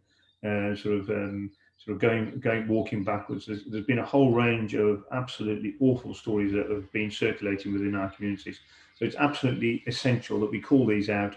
Go to the NHS website. The NHS do a brilliant job and look at the advice there. But the fake news is not limited to bigots, I'm afraid. It's prevalent in lots of different communities and is circulated inadvertently sometimes by us. So if you're not sure of anything and you see it, please don't circulate it, because you're actually circulating fake news. So particularly, I've seen the story about lemon hot water circulating so often amongst and even some members of my family have sent it to me as well. Thank you. Could I just also add to those points from Dal? Yeah, go ahead. Just to say that I 100% agree with what he's just said, but also that I think we need to get into the habit of reporting things, whether they're fake news or whether they're offensive or racist online. I mean, I do spend quite a bit of my spare time whenever I see or receive racist abuse. I try not to engage with it. Instead, what I will do is report it. And I will encourage some of my friends as well to report it, because the more people that report a fake account or a troll account or somebody that is continuously spreading hatred or conspiracy theories or fake news, the more likely they are to take that down. Thank you so much to the both of you. Did the other two speakers, would you like to come in and comment on this? What has been the experience from across the pond? Hind? Can you hear me? Yes, we can hear you. Okay. Yeah. one of the problems that we have here is that one of the purveyors of fake news, you know, sits at 1600 Pennsylvania Avenue. And I think when he does purvey fake news, especially about something so serious about the health of people with COVID-19, it's really incumbent on the media to you know, check him immediately, like on the spot, and then bring in doctors, bring in health professionals, his own health, you know, COVID-19 team, you know, often almost always say things that directly contradict what he says, right? And so I think it's really incumbent upon the media to check him when he does say something like that, as well as governors of every state who of course have the responsibility to ensure that their citizens, their residents are you know, alive and safe and well. And I do think it's actually really good practice for anyone, you know, when you get a WhatsApp forward from your aunt or your uncle somewhere, to really, you know, just kind of check to see, does this sound logical? You know, does this sound correct? Am I receiving the same message from different sources of news, not just WhatsApp, but you know, all the other different news sources that you receive? Thank you so much for your insights, Hind. Nadia, would you like to come in? Yep. Well, I agree with what the previous speakers have said, you know, and so I won't echo it too much. You know, I think they're right to say that, you know, we should be wary of what's being shared, and also quite prompt in reporting content that's harmful and dangerous. Like, you think about the effects that, you know, the sort of platforms that the far right have, what it can do. Like, for instance, when Donald Trump retweeted Britain First, 3 of their tweets or what have you, they got about tens of thousands of more followers on their social media and so on. And so I think what people have raised around being wary of what's being shared, but also quick to report things and remove, you know, harmful content, I think is absolutely true. But in going back to, you know, the source of a lot of fake news and conspiracies and dangerous content, you know, the far right, you know, they're expert hackers. They tend to be, you know, expert internet warriors a lot of the time. And I think, you know, really on our side, you know, the side of progressives, the side of oppressed communities and resisting, you know, we want to step up our side. Like, I think it's brilliant that, you know, so much political organizing in the wake of the pandemic, when people can't go out and do things like meetings or protests in the normal way, that, you know, so many different organizations have made a quick sort of shift to organizing online. I think, you know, what we do to sort of, you know, improve the sort of online presence of more sort of progressive forums and platforms, I think is really important, you know, memes, videos and so on. And I think, you know, the current movement really shows how much actually, you know, things have shifted to newer platforms like Instagram and Twitter and so on. But this is where people are looking to for news, for information, to connect to the world. And so I think we also need to take to these platforms and be creative with what we do with them and what we share with them as well.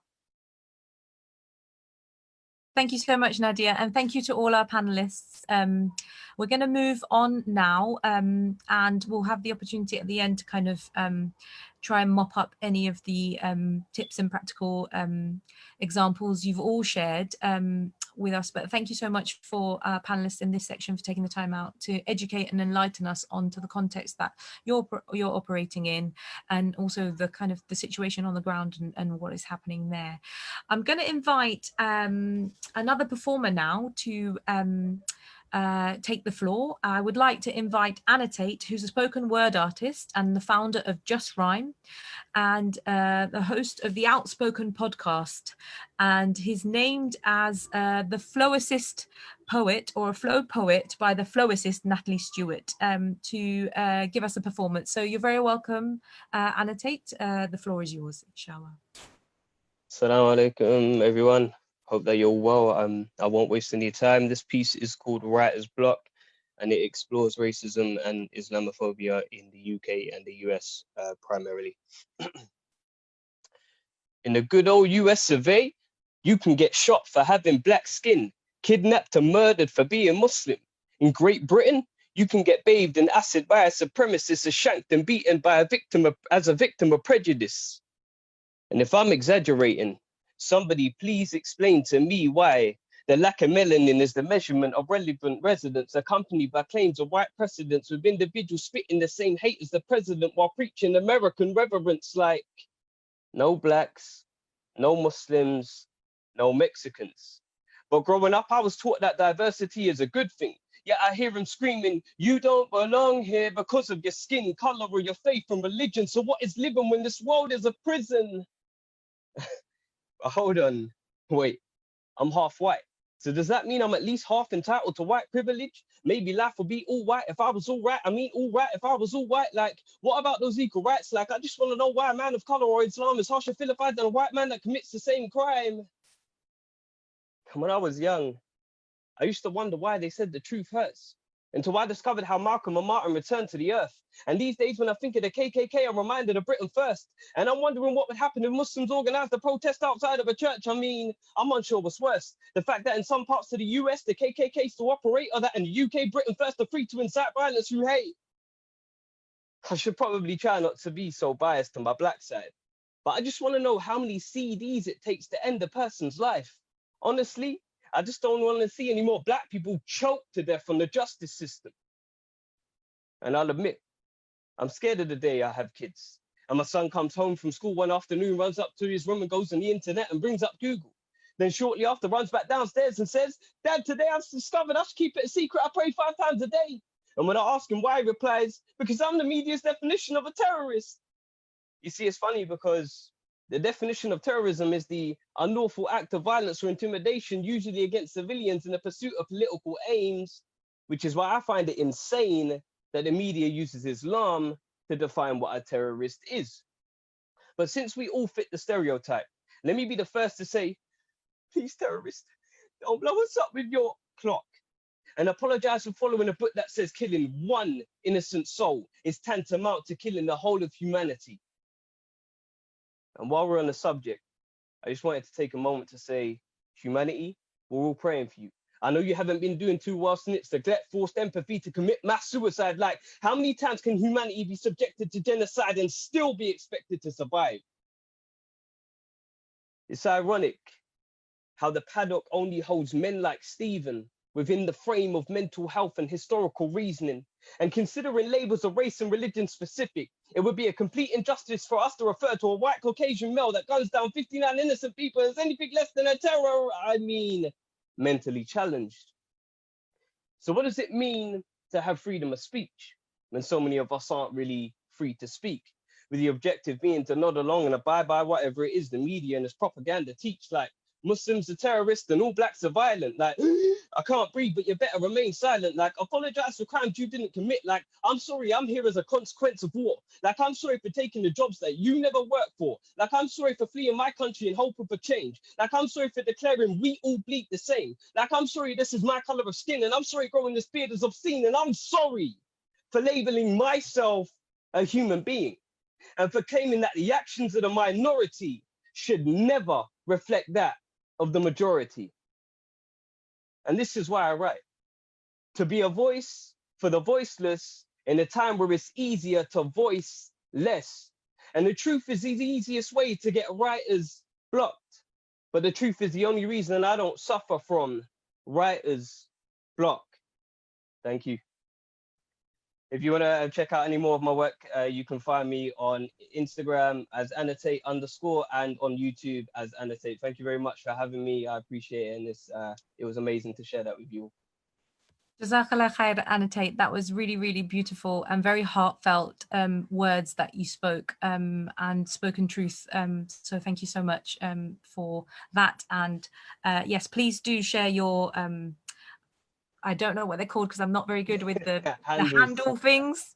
Yeah. Yes, on the showing my age now, on the chat, inshallah, for everyone to share. And just while we're on that, actually, if you do want to engage with us on social media, we do have a Twitter handle or hashtag, one of the things. It's called hashtag anti-hate Zoom summit. And I know probably the organizers are going to throttle me because I've probably got that wrong, but I'm sure on the chat function, they'll tell you what it is. So if anything is resonating with you today and you want to kind of share anything that you've learned or, you know, heard from the panelists, please do use that hashtag to do that. We're going to move on to our final section. And for those of you who have just joined us or kind of joined in between, just a reminder that you've logged into our first anti-hate Zoom summit organized by the Muslim Community Association and the East London Mosque, with over 20 supporters and organizations that you can see on the screen there. Mashallah, we have over 2,000 people attending and viewing in this live. So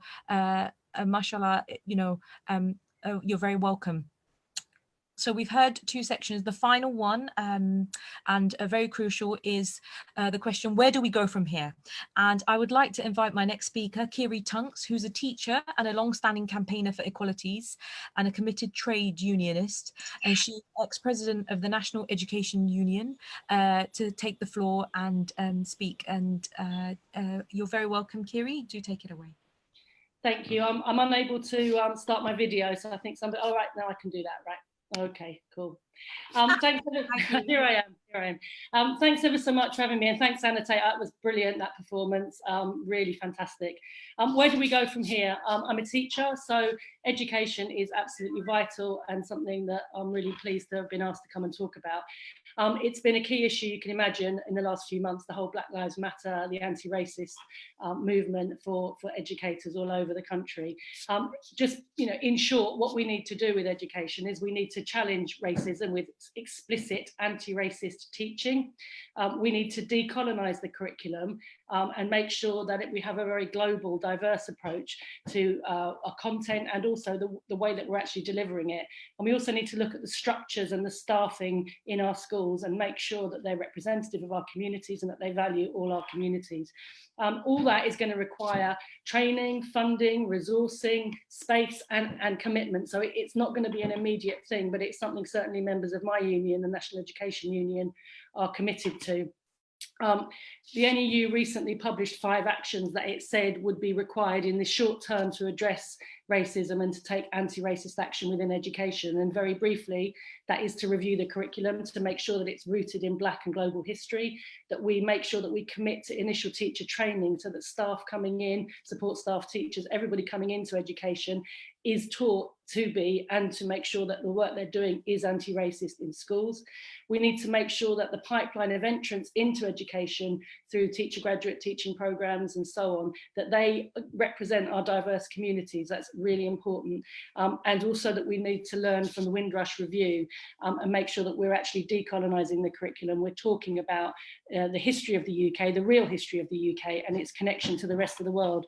I mean, just to say, doing all that is something I think a lot of educators are serious about, but we are working within a very constrained, very restrictive, a top-down model of education where we are dictated to and told what we can and can't teach. So that will need challenging, and we will need your help to challenge that from outside communities. If you can make those demands, that makes our job of pulling for that within the education system much, much easier as well.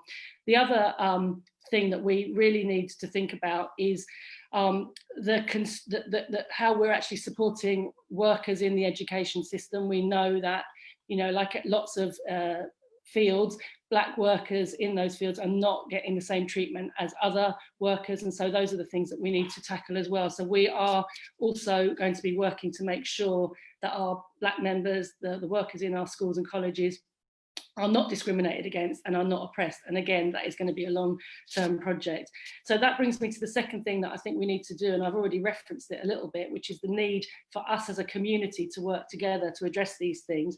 This kind of meeting is emblematic of a broad organising approach. It's something I think in Tower Hamlets, where I've taught for 27 years, that we've done quite a good job at. We've come together before to build allegiances and alliances. United East End has come together to to confront the EDL and Britain First when they've tried to march on our streets. And that kind of broad alliance of faith groups and non-faith groups, of communities, of organisations in the area, that's the kind of organising we're going to need to do.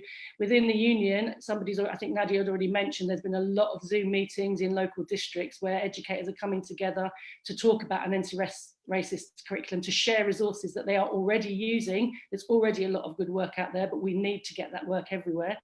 We had a national meeting with the NEU, which had about 6,500 people at it, and the Reverend Jesse Jackson spoke at that meeting. And that was a really powerful meeting and really makes that connection with our global community and our brothers and sisters in the US. We need to make sure that our laws and our policies are meeting the needs and the concerns of everybody. So that's something that we all need to be making demands on our political representatives for. And also that we make sure that all our histories and all our cultures are represented. You know, that especially certainly in Tower Hamlets, I'm conscious that we don't teach enough about Bengali history or Bengali culture, and that's something that I think is really missing from what we're doing. The police and criminal justice system is not serving all our communities fairly, and people have referenced you know, some of the incidents on the streets. Certainly young people being stopped and searched is something we really need to tackle. I know there's a good group out there called Stopwatch, which is working to make sure that young people and their families are aware of their rights under the law, so they can make sure that they are not being treated unfairly by the police. But we also need to, you know, start tackling some of the economic disadvantage that sees so many in our community living in poor housing, overcrowded housing, in jobs with poor pay and precarious jobs, so that they are not able to provide for their families. So the other thing, just before I finish, is challenging Prevent. The NEU has a position on Prevent. We think it's not the right approach, and we've been doing lots of work with lots of people to try and address the problems with Prevent. I'm a trade unionist. So for me, that means organising, and that's what I think we're going to have to do across the community. And I hope that everybody here in this meeting is able to be part of that organising. Thank you very much for having me. Thank you so much, Kiri, for all your practical suggestions within this section, particularly around education and raising awareness and letting us know what is actually happening at the minute and how much more we as communities can do. I'm going to move on to our next speaker, Rakin, who performed earlier. Rakin Fatuga, as I mentioned, is director of Save Our Boys.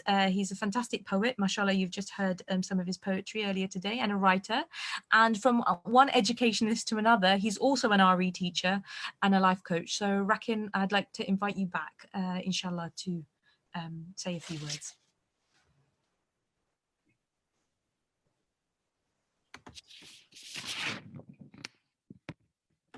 Rakin, you're on mute, so if you want to just take yourself off mute. Wonderful, thank you. Assalamu alaikum. Inna Allahu malaikatahu yusalluna ala nabiyyi alladhina amanu sallallahu alayhi wa sallam tasliman. Allahumma salli ala sayyidina Muhammad al-Fatih lima ughliq wa qatil lima sabaqa nasir al-haqq bil-haqq wal hadi ila siratika al-mustaqim wa ala alihi haqqan qadri daradin amma ba'd. Wa la hawla wa la quwwata illa billahi wal-li wal-din. Thank you very much for East London Mosque for inviting me here today. The time is so short, so I'll try my best to do as best I can in that short time. The triple pandemic of racism, Islamophobia, and COVID-19, I am caught at the intersection of all three. As a Black male, I face racism, I face Islamophobia because I'm a Muslim, and as a member of the BAME community, I am at higher risk of being affected than my white brethren or COVID. Now, there's many issues, but all of them are involved or structured in white supremacy, and a structure and hierarchy that categorizes people on the color of their skin, on the place and country where they're born, and on the class they are born into.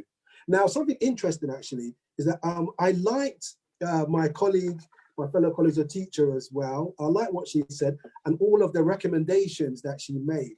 And why I like that is because us as Muslims, we need to be doing the same thing, because the idea of us, we need to become anti-racist as Muslims, because we have racism in our community. And I was going through a lot of the questions there, and it's coming up again, that we as Muslims need to be fighting racism. We need to become anti-racist in our own community. We need to challenge racism wherever we see it. Because all of us know Rasulullah sallallahu alaihi wasallam with the hadith that he said, there's no difference between Arab and non-Arab, no difference between a black or white. The best of you is the one that has taqwa. All of us know this hadith. All of us know, that we're in different tribes and nations, but racism is inside our communities. And unless we can stand up and challenge it where we see it, it's going to carry on. With the death of George Floyd, it's come back up again. So you're seeing Black Muslims come up and talk about the racism that they've experienced inside the Muslim community. Again, this needs to be challenged. And even you hear children that go to madrasas and they experience racism. So we know that we have an issue there. And the way when you see our teacher outlining what they are going to do, we as Muslims need to do the same. We need to think about, okay, are we people that are following what Allah subhanahu wa ta'ala said in the Quran and Sunnah? Are we really being sincere? Are we really judging everybody by their deeds, or are we only judging everyone, by the color of their skin? Because this is what happens. There's a lot of racism going on, and we need to move forward. I think about in the Surah Wal As, in Ansarullah fi husn alladhina amanu wa amilu salihat wa tawassaw bil haqqi wa tawassaw bis sabr. By the declining day, man is in a state of loss. Save those who believe, do good works, and exhort one another to truth and exhort one another to patience. We need to be people that if we see something that is evil, we need to challenge it. As one of the speakers said earlier, we need to get a bit uncomfortable, because movement, we need to be uncomfortable. We need to be true. And also as well, we need to be supporting our young people, because the young people, they know, I heard a lot of them talking about in the questions about how do we challenge the elders, because we want to change, but the elders have got these kind of views. So we need to be getting more and more dialogue.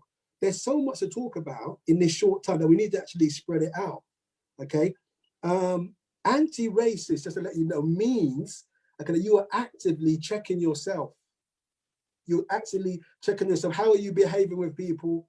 Okay, there's a brilliant book actually written by a Muslim sister. It's called Me and White Supremacy by Layla Saad. It's a great book. And actually she goes through many of the different things of white supremacy and how even the Asian culture and Arab culture, we've seen racism in there. If we go to Libya, you see what's happening to the Libyans, the Black Muslims, that they're capturing them and making them slaves. You go to Mauritania, you see the same thing. So it's a massive issue. And what I'm hoping is that what is going on now with the George Floyd is that we keep these conversations going on. But from these conversations, we need to have action plans. We need to have actions. Okay, it starts with conversation, but the actions need to happen. And the last thing is that, yes, as Muslims, it's important for us that we need to unify with everybody. Yeah, we need to unify with all different communities, Christians, politicians, everyone that wants to unify with us, because the challenge that we're all facing, all of us need to come together. I can say more, but because of the timing, I've come to the end of my time. Alhamdulillah, anything good is from Allah, anything bad is from my own nafs. Jazakallah khair. Jazakallah khair, Rakin, for your always very thought-provoking comments and contributions, and particularly about the point about actively challenging and actively being anti-racist, not just, saying, oh, you're racist, but when you see it, challenge it and looking within ourselves and our communities. It's a great point to take away. I'm just going to invite our final speaker for this section's panel, Junie Ward, who was member of European Parliament for the Northwest of England between July 2014 and January 2020. She's been a lifelong anti-fascist campaigner, a poet and a cultural activist. Julie, you're very welcome, and the floor is yours.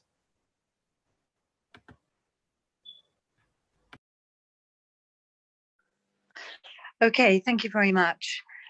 It's been really great to listen in for the past couple of hours. I always find these kind of events very hopeful.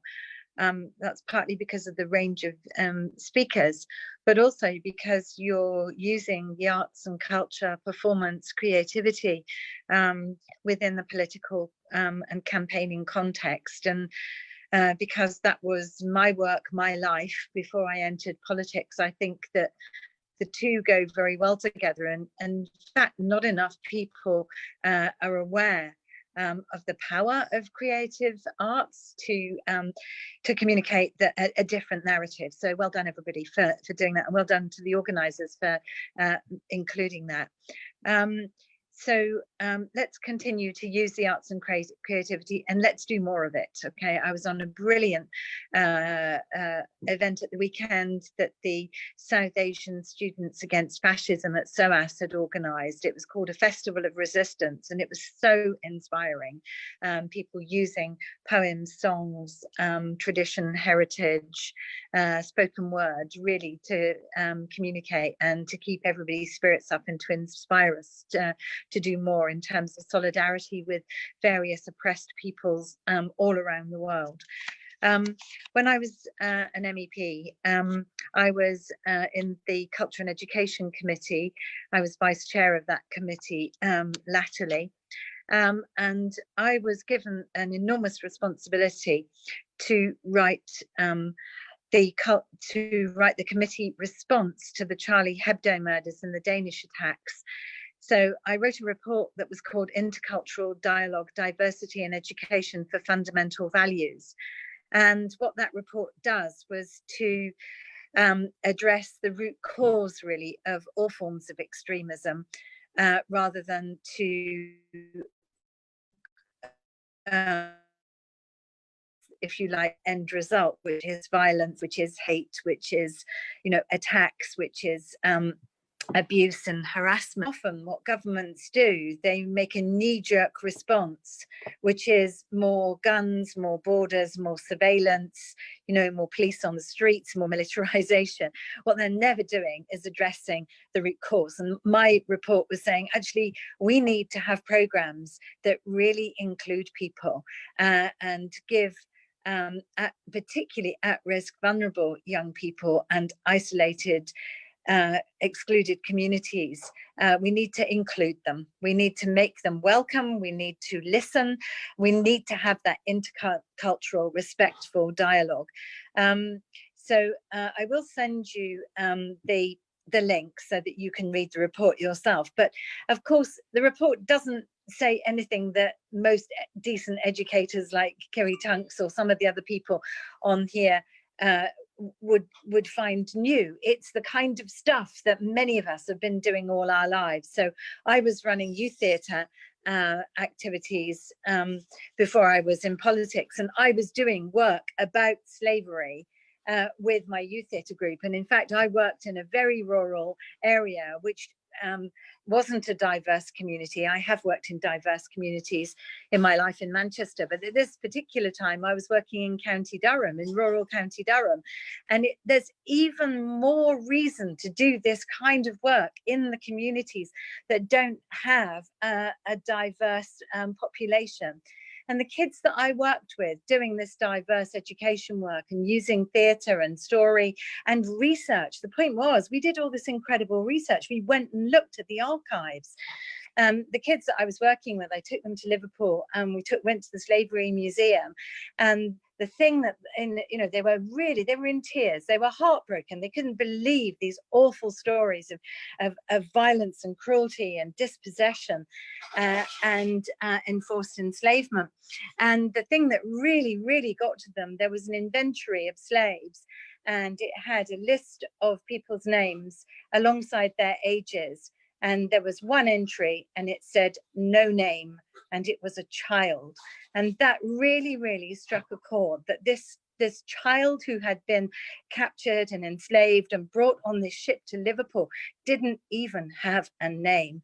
And I think that we have to use evidence, the truth, history in this really engaging way. And it is painful. Those kids I work with cried, but they never forgot. Okay, so let's really use education and creativity and culture. When I was in the Parliament, in the northwest of England, there's a UK office for 1001 Inventions, which is an absolutely amazing organisation that is telling the true story about Muslim education, Muslim invention, Muslim scientific exploration, astronomy, medicine, all those amazing things, architecture. And I worked really, really closely with 1001 Inventions, introduced them to the commission. Exhibition. Yeah, it's really phenomenal. If people don't know about it, there's a film, there's a book, there's an exhibition, there's education work, there's workshops. And it's that kind of, you know, we really need to give organizations like that, we need to get them into our schools. They need to be mainstreamed, not to be fringe, but to be absolutely mainstreamed. And I was really proud that the University of Manchester was working really closely with 1001 Inventions. Thank you so much, Julie. I'm so sorry. I'm going to have to just pause. Sorry, if I just say a few more points, okay? And I'll just do them as bullet points, okay? So media literacy is something else that we need. We also need to tackle inequality, and we need to use intersectionality in order to understand multiple discrimination. We need to make health and social protection, universal social protection, a human right. We need community cohesion and solidarity, no division. So things like the Muslim Jewish Forum in Greater Manchester, in the region that I represented, is a model example of best practice. And the Pink Bus, which was LGBT people going to the refugee camps in Calais and Dunkirk, is also a great example of community cohesion and solidarity. And finally, we need citizenship education, and we need democracy. We need to address the deficit in democracy by people standing and taking the empty space. Because when we don't do it, the BNP, the racists, the EDL, the fascists take the empty space. So never, ever give them chance to do that. Always claim it. Okay. Thank you so much, Julie. You've really beautifully summed up a lot of the kind of final closing tips and suggestions of where do we go from here. So I'm very pleased that you assisted and you shared those final points with us. Thank you so much for your time, and to all of our panelists for your contributions. Unfortunately, I've just seen we are really out of time, and I know we've gone 7 minutes over, so I would really like to close in the next couple of minutes. So could I just invite closing remarks from Habibur Rahman, who's the chairman of the East London Mosque and the London Muslim Centre, Mohammed Habibur Rahman, and a former academic leader who's worked at the London Metropolitan University for many, many years. And so kind of in the closing theme of education, some closing remarks from another educationalist, inshallah. I'll hand over to you. Assalamu alaikum wa rahmatullah. Good evening, everybody. It really lives for me to say thank you all very much. I've sat here glued to the screen, listening very attentively to all of the contribution, and I think it's really been a wonderful summit. So really, on behalf of the East London Mosque and the London Muslim Centre and the Muslim Community Association, can I really say a very, very big thank you to all of our guests who've really made very outstanding contributions and really been very helpful, to all of those who've been involved with the organizing of this summit. And I think this is a wonderful initiation of an initiative that I hope will continue and will make a significant contribution in years and months and years to come. And also a very massive thank you to all of the participants who've given their time for the summit today. And it's really heartening to see that, you know, under these pandemics, that these are opportunities that we are taking for collaboration and cooperation, and not only within the UK, but across the globe. So we have guests who've actually joined us from the States, and that's really great. I hope that that cooperation also continues. I mean, if we think about it, that COVID-19, this pandemic, really has been a great reminder that we are all one, and we should be as one. It's been a great equalizer, that it did not discriminate whether you are a prime minister or you are somebody from a very deprived area of hamlets like a Bangladeshi. It made no such distinctions. And really, I would say the difference between the COVID-19 and the pandemic of racism and Islamophobia is that we don't yet have a vaccine for COVID-19. Yet all of us, within our own selves, we have had the vaccine for racism, for discrimination, for Islamophobia ever since we existed. And it's called, you know, being human.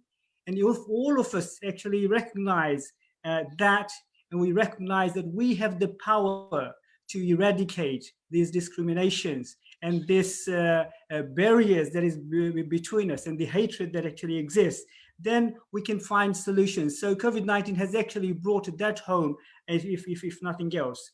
We do need to continue to work together. There have been very, very important and significant and very useful tips and points have been made as to what we can do to go forward, what we need to do as a next step. Education has been mentioned. Challenging structural discrimination has been mentioned. We all need to stand up and we all need to face up to these challenges that we have before ourselves. And it's not enough, as people have said, it's not enough to just talk about it or organize conferences and seminars, but it is vitally important that we raise it with our politicians and our policymakers, we raise it with the media. All of us have a responsibility, and within our own communities. So let us make our voices stronger, let us make our actions louder, and let us continue with this effort together so that we can educate one another, we can educate our next generation, and more importantly, that we never have to face, the deaths of George Floyd and the like, and the other discrimination that is going on all around us. So thank you all very much. It's been a wonderful event, and thank you for joining us, and let us continue with our efforts, and I'm sure we can build a better future for all of us, inshallah. Inshallah. Thank you so much, Habib, for the closing remarks. And I had a list of different tips from all the panelists, but I think you've covered a majority of those.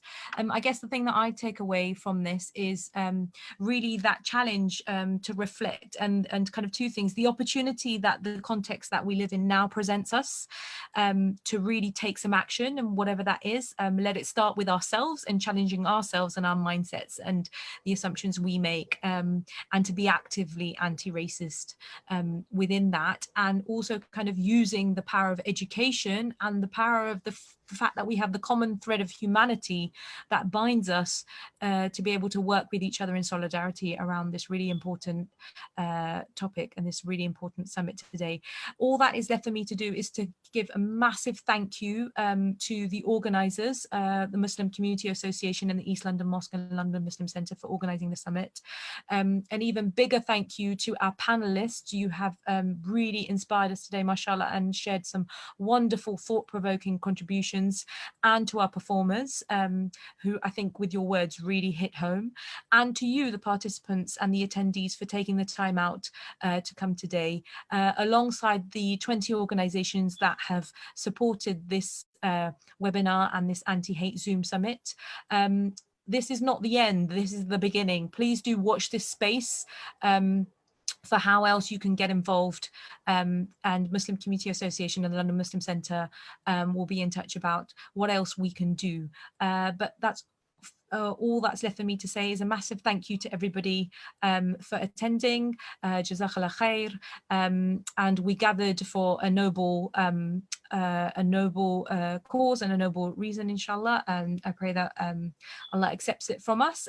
Thank you to all of our speakers, and this will be recorded, so please do share the video with friends and family who couldn't join the summit, inshallah, and share your learning and your reflections on that hashtag anti-hate Zoom summit, and do share it with us whether you found it beneficial, inshallah.